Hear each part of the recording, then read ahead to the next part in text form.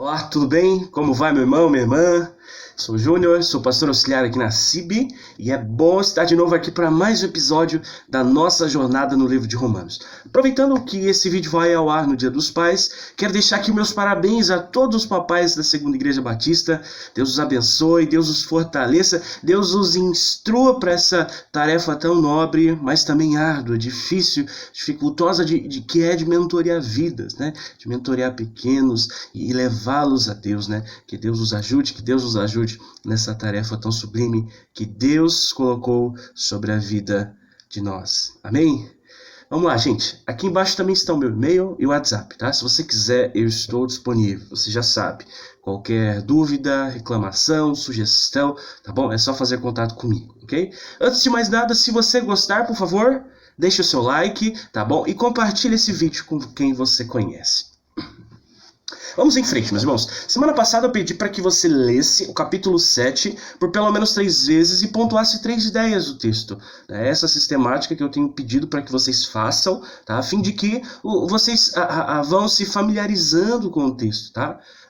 Isso ajuda quando a gente chegar no capítulo que você já leu. Isso ajuda na sua rotina a devocional, né, na sua semana. E nessa semana, por favor, leia o capítulo 8, tá bom? De novo, 3 vezes.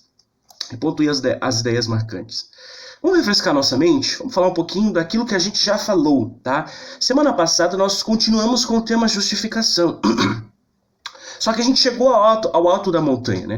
A gente falou da justificação lá atrás, do Antigo Testamento, da justiça de Deus, mas a gente chegou ao lugar, ao lugar alto, porque a justificação, ela só é justificação porque os justificados foram justificados em Cristo. A gente pôde explanar um pouquinho melhor isso semana passada, né? Capítulo 5, a gente vê que essa justificação operada por Deus no coração do crente produz algo fundamental, é paz com Deus.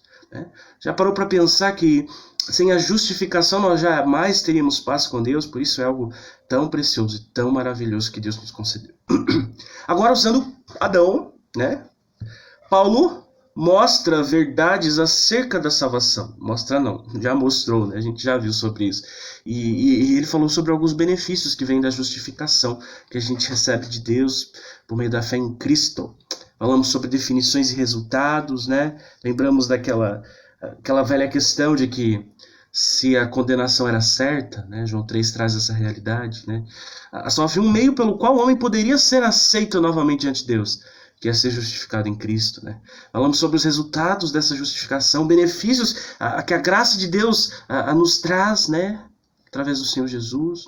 Falamos sobre Adão e Cristo, contraste que há entre esses dois, condenação, justiça, pecado, perdão, né? Os representantes da humanidade, a gente viu que o primeiro fracassou e trouxe condenação a todos, o segundo representou os escolhidos de Deus e cumpriu toda a lei, que o primeiro não conseguiu, o segundo fez, e por isso pode salvar aqueles que nele confiam. E a verdade é que, como descendentes de Adão, a gente permaneceria em estado deplorável, né, de perdição eterna. Felizmente, o nosso Deus é muito bom, e apesar de nós, ele veio buscar perdidos. Ele tomou a iniciativa e promoveu a justificação da nossa vida por meio da fé. Portanto, louvado seja o nome do Senhor por tão grande salvação, meus irmãos. Pois bem, nós chegamos em nossa 6ª aula. Eu não sei se você já ouviu frases do tipo: mas eu não gosto de estudar doutrina, é tudo muito teórico, eu gosto mesmo de coisas práticas. Eu não gosto muito de estudar isso, engessa a gente, né? Deixa o crente frio. Eu gosto mesmo de oração, de orar, de ir no monte, de entrar no mistério, né? Tem até mesmo gente que usa de forma ignorante o texto bíblico, né? A letra mata. Que grande engano, meus irmãos, estão as vidas que pensam dessa forma. E é de uma falta de conhecimento imensa alguém pensar que conseguirá praticar o bem proposto pela palavra sem compreender a palavra. No capítulo 5, Paulo discorre bastante sobre o aspecto legal, e aqui no 6, ele continua desenvolvendo o seu pensamento, mas agora, ao falar sobre o pecado, ele aumenta a questão moral. Enfim, a compreensão que a gente precisa ter aqui, de ponto de partida, é que ortopraxia, que é a prática correta, ela depende da ortodoxia, que é um ensino correto, que é a sã doutrina. O ponto de partida é que nós precisamos entender que a prática correta, ortopraxia, ela só vem com a compreensão e o entendimento da sã doutrina, que é a ortodoxia. E aqui nós veremos, então, conceitos muito importantes para a nossa vida, para a nossa prática cristã correta, a nossa ortopraxia, tá? Como santidade, vida nova, morte para o pecado, viver para Deus, enfim, tudo aquilo que a gente precisa saber da doutrina boa, da ortodoxia, para fazer com que a gente pratique o que é correto, para que a gente honre o nosso Senhor. Ok? Quero começar aqui com uma frase do teólogo William Hendrickson. Ele diz o seguinte, presta atenção. O Deus que declara justo o pecador também derrama seu espírito santificador em seu coração. Romanos 5 e 6, eles se relacionam como justificação e santificação. O justificado é alguém que não somente recebe a justiça bondosa de Deus, mas também conta com o agir de Deus em seu coração. Deus justifica, mas não para por aí. Ele também nos santifica. E aqui no capítulo 6 a gente vai lidar melhor, né? De forma mais macro, de forma maior, com esse tema da santificação. O mesmo Deus que opera a justificação, também opera a santificação. Ok? Então, nos primeiros 14 versos, nós observamos 7 fatos que Paulo nos traz para lidar com a questão. Uma questão muito presente entre a vida dos crentes ali de Roma. Nós sabemos que a mensagem do Evangelho nos mostra que salvação é somente pela graça. Somente pela graça. Por meio de Cristo e nada mais. No entanto, por ignorância ou até mesmo por malandragem, vai saber, né? Alguns judeus e gentios que faziam parte da igreja de Roma não entenderam muito bem isso. Eles estavam entendendo a coisa mais ou menos assim. Bom, se a graça de Deus se manifestou superabundante onde havia pecado, então a lógica é que quanto mais a gente pecar, mais graça de Deus nós teremos. Eita, pensamentozinho interessante, não? Olha a ideia do povo.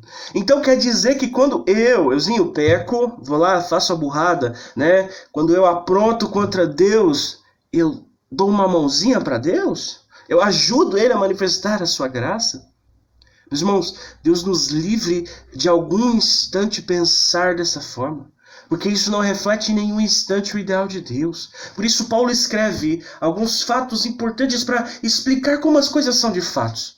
Enfim, ele quer colocar as coisas no seu lugar, quer deixar os pingos nos is, né? Desse jeito ele instrui aquele povo que estava realmente enganado, né? Que precisava de instrução, mas também contrapõe de modo firme aqueles que talvez vinham a crer nisso por conivência. E o verso 1 nos diz o seguinte: que diremos então? Continuaremos no pecado para que a graça aumente ainda mais? E aqui Paulo vem com uma pergunta a nós. Que diremos então? Lá no capítulo 3, Paulo já havia combatido essa distorção da graça. Se ele volta nesse assunto aqui, meus irmãos, é porque sentia essa necessidade. Ele via que existia essa necessidade de retornar a este aspecto. A gente precisa se lembrar que, entre os que distorciam a doutrina, estavam aqueles que agiam com sinceridade, e não por pura afronta. Existiam sim entre eles aqueles de raciocínio fraco, crentes talvez que estavam começando agora na fé, crentes que estavam caminhando, pessoas que estavam sinceramente enganadas, por isso estavam completamente errados. E a gente precisa acender uma luzinha de alerta, porque em todo o tempo na história da igreja surgem enganadores e pessoas enganadas por estes. E é com o intuito de voltar ao coração dos enganados que nós devemos pregar o evangelho, meus irmãos. É importante, ao estudar o livro de Romanos, a gente guardar isso, essa questão no nosso coração. O evangelho não é somente uma mensagem de evangelismo. Ele também é a mensagem que destrói com conceitos errados. Ele é a mensagem que destrói com o liberalismo, com a hipocrisia, com a heresia, com o falso moralismo. Ele é aquilo que nós, que os crentes, que os servos de Deus precisam em todo o tempo para se manterem diante do Senhor piamente. Aí a gente chega no verso 2. Paulo faz uma pergunta no verso 1 e a gente chega no verso 2 e ele diz: de modo nenhum. Como viveremos ainda no pecado, nós que já morremos para ele? Então Paulo faz uma pergunta e aqui ele responde a sua própria pergunta. E a resposta de Paulo aqui no verso 2 tem um tom de alerta. Muito interessante, né? Ele pergunta: ora, a gente vai continuar no pecado para que a graça abunde? E ele mesmo responde: não, você está louco! De maneira nenhuma, de modo algum, isso não é possível, isso não pode acontecer.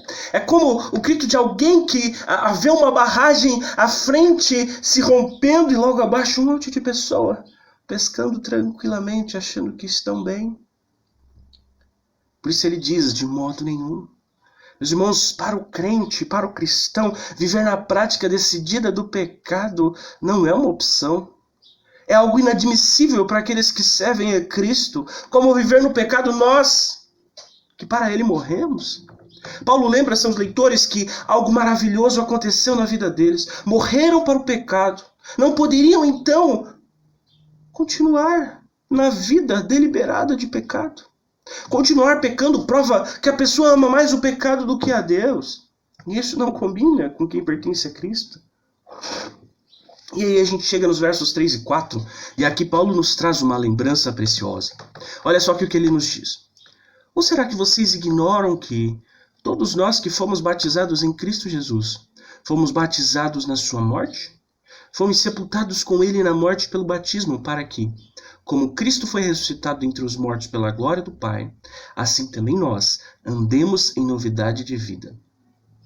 Eu não sei se eu falei, mas a gente está no capítulo 6, tá, meus irmãos? Se não falei, abre aí, por favor, me perdoe. Você já se batizou? Você sabia que isso simboliza algo grandioso?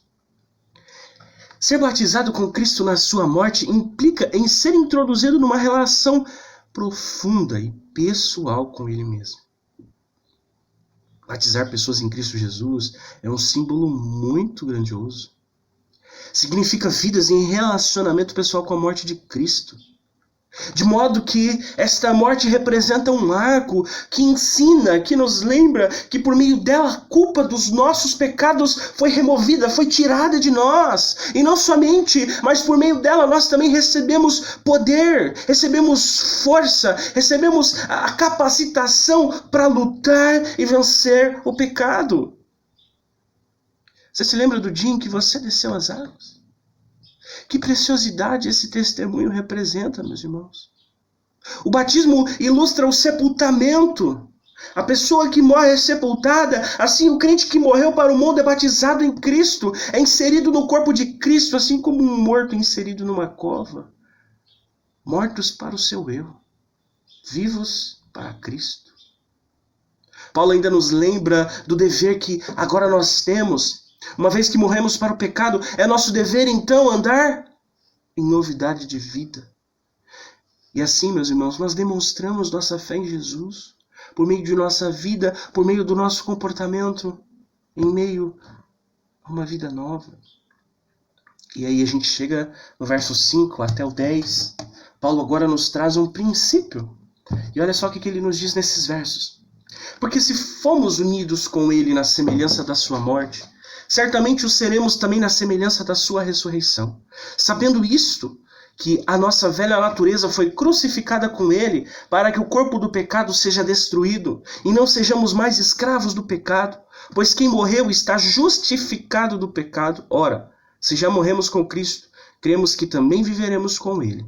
Sabemos que, havendo Cristo ressuscitado dentre os mortos, já não morre, quanto a ter morrido de uma vez para sempre. Morreu para o pecado, mas quanto a viver, vive para Deus. A ressurreição dos crentes, meus irmãos, é uma das verdades cruciais do Evangelho. Contudo, não é o cerne que está presente aqui nesses versos. O que Paulo nos ensina é que, havendo Cristo ressuscitado, ele com este ato, ele com esta ação, ele desfere, ele aplica, ele golpeia de uma vez por todas o pecado. O que o autor quer que a gente entenda, em nome de Jesus, entenda isso. É que por conta disso, nós temos agora condições de vencer o pecado. Nós temos sim condições de andar em novidade de vida. É uma vida diferente. O princípio, meus irmãos, aqui é despir-se da velha natureza. Despir-se das coisas que para trás ficaram. E agora revestir-se de uma nova natureza. Efésios 4, nos versos 22 e 24, nos diz o seguinte: quanto ao trato passado, vos despojeis do velho homem que se corrompe pelas concupiscências do engano, e vos renoveis no espírito da vossa mente, e vos revistais do novo homem, que segundo Deus é criado em verdadeira justiça e santidade. O crente não pode brincar com essa questão. A nossa postura diante do pecado não pode ser menor do que a radicalidade. Nós não podemos deixar de ser radical no combate contra o pecado. Não há como encontrar meio termo entre a velha e entre a nova natureza. São forças dominantes. Ou a gente serve uma, ou a gente serve a outra. Mas Paulo não para por aí, ele ainda tem mais alguns aspectos para demonstrar a gente aqui nesses 14 primeiros versos. E ele chega no verso 11 e diz o seguinte: assim também vocês considerem-se mortos para o pecado, mas vivos para Deus em Cristo Jesus. Já que ele nos trouxe, então, uma lembrança, um princípio que a gente precisa seguir, então agora ele nos exorta, olha, diante desse princípio, prestem atenção. O crente precisa considerar-se morto para o pecado. Aquele verso de Mateus 26, 41, né, muito conhecido de nós: vigiai e orai para que não entreis em tentação. Na verdade, o espírito está pronto, mas a carne é fraca. Meus irmãos, a carne, a nossa natureza humana, ela é muito fraca para obedecer às coisas de Deus. Meus irmãos, como é difícil ter uma prática de devoção a Deus, de amor a Deus. Como é difícil ter uma prática devocional contínua, de Bíblia, de oração. A nossa carne é fraquíssima para essas coisas, mas para pecar, meu Deus, como é difícil ter que dominar essa coisinha chamada carne, essa coisinha chamada velha natureza. Ela se mostra tremendamente forte. Às vezes a gente tem que lidar com tentações, né? Que é de arrancar o cabelo. Por isso que eu deixei meu cabelo baixinho aqui, porque, meus irmãos, a gente passa por cada uma que é difícil, que é complicado. E é por isso que nós, os crentes, precisamos, de uma vez por todas, nos considerar mortos para o pecado, vivos para Deus em meio de Cristo Jesus. Isso quer dizer que devemos lembrar sempre o que Cristo fez por nós. E agora a gente chega nos versos 12 e 13. E aqui Paulo traz um imperativo e uma ordem. Olha só o que ele nos diz. Portanto, não permitam que o pecado reine em seu corpo mortal, fazendo com que vocês obedeçam às suas paixões. Também não ofereçam os membros do corpo ao pecado como instrumentos de injustiça, mas como pessoas que passaram da morte para a vida. Ofereçam a si mesmos a Deus e ofereçam os seus membros a Deus como instrumentos de justiça. Meus irmãos, a gente não pode permitir que o pecado, uma vez que estamos em Cristo, reine sobre o nosso coração. Ora, será que combina um crente pensar mais nas coisas deste mundo do que nas coisas da sua pátria celeste? Cristo já libertou a gente da tirania do pecado, a gente foi liberto desse poder escravizante. O nosso rei hoje é outro, o rei dos reis, o rei de amor.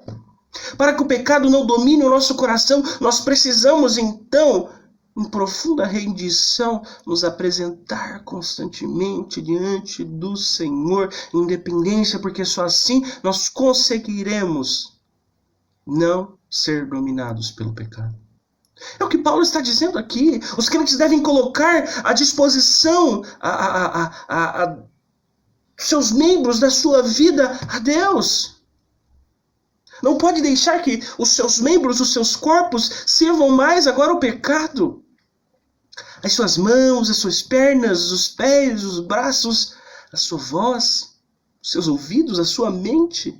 Meus irmãos, o nosso corpo não deve ser usado para impiedade.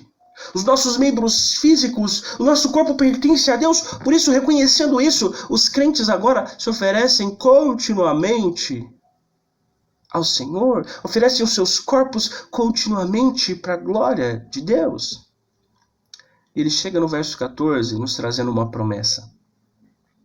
Porque o pecado não terá domínio sobre vocês, pois vocês não estão debaixo da lei, e sim da graça. Que promessa linda, meus irmãos. No começo do capítulo, Paulo rebate a ideia distorcida daqueles que diziam que quanto mais pecarmos, mais graça de Deus nós teremos. Ele mostra claramente que quem se entrega a Deus não é mais dominado pelo pecado. Isso é uma verdade que a gente precisa se apropriar, tá? Tomar posse, né? Às vezes os crentes ficam tomando posse por um monte de coisa que tem nada a ver, que a Bíblia não diz, tá? Mas essa é uma das coisas que a gente precisa tomar posse. Precisamos nos apropriar uma verdade bíblica, porque isso é uma garantia da parte de Deus, meus irmãos. Não da nossa parte, porque se a libertação nossa dependesse de nós, se isso fosse da nossa conta, assim, se coubesse a nós fazer isso, misericórdia. Mas pela graça do Senhor, pela graça de Deus, nós fomos libertos do senhorio do pecado. E agora Deus nos transportou para o seu reino de cuidado. Nós estamos agora debaixo do cuidado do amor de Deus. No entanto, a gente precisa se cuidar para que a gente não viva como na velha vida. Nós precisamos cuidar para que a gente não retorne aonde nós éramos escravizados. E como um soldado que foi raptado por um exército inimigo e conseguiu ser liberto por outros, e agora ele fica curioso para ver o que está acontecendo naquele lugar, e ele retorna ali e começa a rondar e vigiar, e de repente, por descuido, ele é atacado, ele é pego, e ele é novamente escravizado. Meus irmãos, ninguém tem poder sobre o pecado. E é por isso que só Cristo pode nos garantir salvação. E é por isso que só em Cristo nós conseguimos, remover a culpa do pecado de nós. Porque nós não conseguimos brincar com o pecado, nós não conseguimos dominar o pecado. Ninguém tem esse poder sobre as suas mãos. Por isso o crente precisa cada vez mais se entregar ao seu Deus, se dedicar em buscar ao seu Senhor, conhecer a sua vontade. E em rendição, o pecado então certamente perderá o domínio sobre a sua vida. Pois bem, agora que Paulo deixou os fatos em seus devidos lugares, agora que a gente tem os pingos nos is, agora que ele encerra os seus pontos, ele começa a discorrer no que essas coisas implicam. E agora, a partir do verso 15, nós temos questões opostas: pecado, santidade, condenação, justiça, morte, vida. Fica evidente a partir de então que nós fomos transportados mesmo de um reino de escravidão, de trevas, no pecado, do pecado para a liberdade em Cristo, para a luz, para Jesus. E portanto agora nós servimos a Ele. É da escravidão para a liberdade. E aqui do verso 15 ao verso 19, nós vemos um contraste, a diferença entre o pecado e a obediência. Assim como lá no início do capítulo ele remoe a questão, a gente viu que a lei como meio de salvação foi descartada porque de fato ela não tem esse poder. Na verdade, a intenção dela não era salvar, o objetivo dela era outro. Creio que na semana que vem veremos isso melhor. Porque na verdade o poder da lei é justamente o contrário. Ela nos mostra o que é e o que não é pecado. Daí, além da gente não ser salvo pela lei, ela obrigatoriamente nos condena, porque todo mundo peca. E se transgredimos a lei, nós somos condenados. Nós merecemos punição. Por isso somos dependentes da graça. Uma vez debaixo da graça, nós somos transportados para o reino de Deus. Portanto, agora somos servos de Deus. E uma vez servos do Senhor, devemos oferecer os nossos corpos em obediência a Ele. Sabe, meu irmão, o pecado é algo sutil, é algo que engana, sabe? Ele vem lento, devagar. Porém, ele vai crescendo, ele vai remoendo, ele vai destruindo. O seu fim é sempre chegar ao domínio do pecador. Sempre, sempre, sempre, sempre. Ele nunca entra para ficar com um pedacinho. Ele sempre tenta fazer com que o pecador fique emaranhado, preso, como uma mosca que cai na teia da aranha. Se a pessoa vive na prática do pecado, meus irmãos, se a sua preocupação é somente em satisfazer os seus próprios desejos, cedo ou tarde essa vida receberá a sua recompensa. E a gente sabe qual é a recompensa do pecado. Porém, existem aqueles que rejeitam suas próprias vontades e, em confiança a Cristo, escolhem obedecer a Deus. É o que Paulo está nos dizendo aqui. Cada um tem o seu Senhor. E não se pode ter mais do que um. Ou é o pecado, ou é Deus. A conversão de um pecador em servo de justiça é uma obra exclusiva, unicamente feita pela graça. Paulo registra que os romanos, antes escravos do pecado, passaram agora a obedecer de coração a Deus. Meus irmãos, só o Senhor para fazer isso. Isso é um milagre. Tem crente que fica buscando uma porção de coisas por aí e se esquece que quando o evangelho é pregado, o milagre mais maravilhoso de todos acontece. Você quer ver milagre? Começa a pregar o evangelho. Você quer ver milagre? Prega o evangelho a tempo e fora de tempo. Você vai ver milagre, eu tenho certeza disso. E agora, meus irmãos, essas vidas que foram transportadas das trevas para a luz, agora servem com zelo, com amor, com fervor. Atitudes que demonstram que essas vidas amam a Deus, que obedecem a Deus, que estão buscando imitar o Senhor Jesus. Porque o primeiro sentimento, meus irmãos, quando nós deixamos de ser escravos do pecado, o primeiro sentimento que domina o nosso coração ao sermos constrangidos pela obra de Cristo é aquele sentimento da gente se sentir cativo a Cristo. Sabe, aquela coisa de que eu fui solto, mas agora eu encontrei um Senhor tão bom que eu não tenho para onde ir. Interessante, né? Jesus, em um daqueles fatos, né? Se vira para os seus discípulos, vocês não querem ir embora também, não? E aí a gente tem aquelas preciosas palavras de Pedro. Para onde iremos nós, Senhor? Se só Tu tens as palavras de vida eterna. Meus irmãos, se antes éramos dedicados na prática da maldade, agora muito mais deve ser a nossa dedicação à prática da bondade. Se antes a gente pecava com gosto, agora nós devemos servir a Deus com muito mais gosto, com excelência, com vigor. O Deus que nos justifica é o Deus que nos santifica. E é por isso que a gente pode servi-lo dessa forma.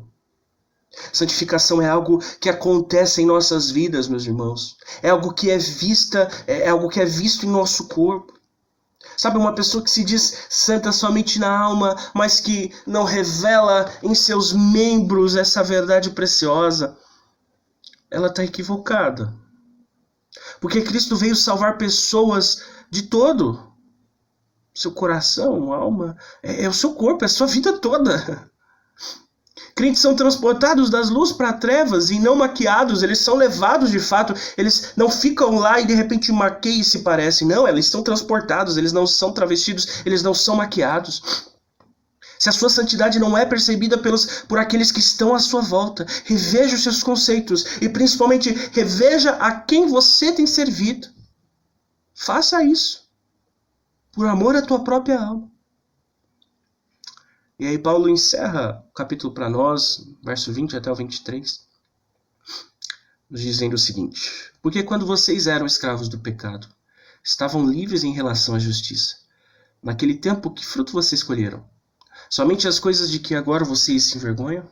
Porque o fim delas é morte. Agora, porém, libertados do pecado, transformados em servos de Deus, o fruto que vocês escolhem é para a santificação. E o fim, neste caso, é a vida eterna. Porque o salário do pecado é a morte. Mas o dom gratuito de Deus é a vida eterna. Em Cristo Jesus, nosso Senhor, nós fomos livres do pecado. Enquanto vivíamos escravizados pelo pecado, nós não tínhamos qualquer relacionamento com a justiça. Nós éramos injustos por natureza, e essa é a nossa natureza, e injustos por atos, por pensamentos, enfim, uma vida cercada por injustiça. Estávamos alheios à justiça. E a gente sabe o resultado disso. À luz do Evangelho de Cristo, meus irmãos, nós sentimos vergonha das coisas que nós fizemos no passado e das coisas que nós ainda podemos fazer no presente. Por isso, desconfie de quem se gaba do que fazia antes. Sabe aqueles testemunhos de 3 horas, né? Aí o sujeito passa 2 horas e 59 minutos, né, falando com maravilha, né, com tanto louvor, como eu era bom, eu era isso, eu era aquilo, e agora eu estou em Cristo. Meus irmãos, o Evangelho não traz esse sentimento para o nosso coração, não. Se o testemunho é de 3 horas, você conta aqui, 10 minutos. No máximo, minha vida era uma porcaria. Agora minha vida é assim, porque eu estou em Cristo. Eu não me orgulho disso. Eu não gosto de falar disso, porque era ruim isso. Eu falo isso só para se lembrar de onde eu saí, de onde eu fui transportado, da diferença que agora existe na minha vida. Meus irmãos, hoje Deus está presente numa relação íntima com a gente. Nós temos o seu Espírito, nós desfrutamos da sua presença. E é por isso que a nossa vida é santificada por Deus. E até a nossa glorificação nós seremos santificados. Antes escravidão, agora liberdade. Antes escravos do pecado, agora servos de Deus. Antes vício, agora santidade. Antes vergonha, agora paz no coração. Antes morte, e agora vida eterna. O pecado faz do homem um escravo, o pecado promete muito e não cumpre nada do que faz, do que promete. Faz do homem um coitado, um iludido, e no final ainda lhe dá como pagamento a morte. Já dom gratuito de Deus, esse que não custa nada para o pecador. Esse custou um altíssimo preço. O sangue do seu Filho Jesus. Foi assim que eu, foi assim que você recebemos vida eterna da parte de Deus. Foi assim que pecadores foram justificados e é dessa forma que eles chegam a Deus por meio de Cristo.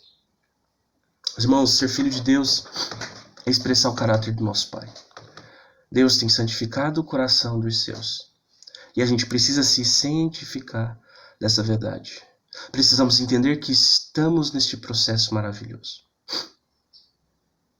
E assim como Deus abomina o pecado, nós também devemos abominá-lo.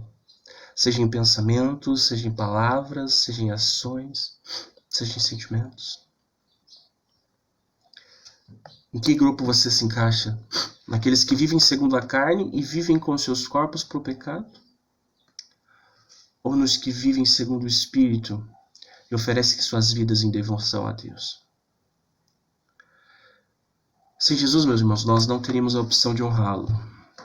Seríamos escravos eternos do pecado. Teríamos a culpa, o sofrimento e a separação de Deus.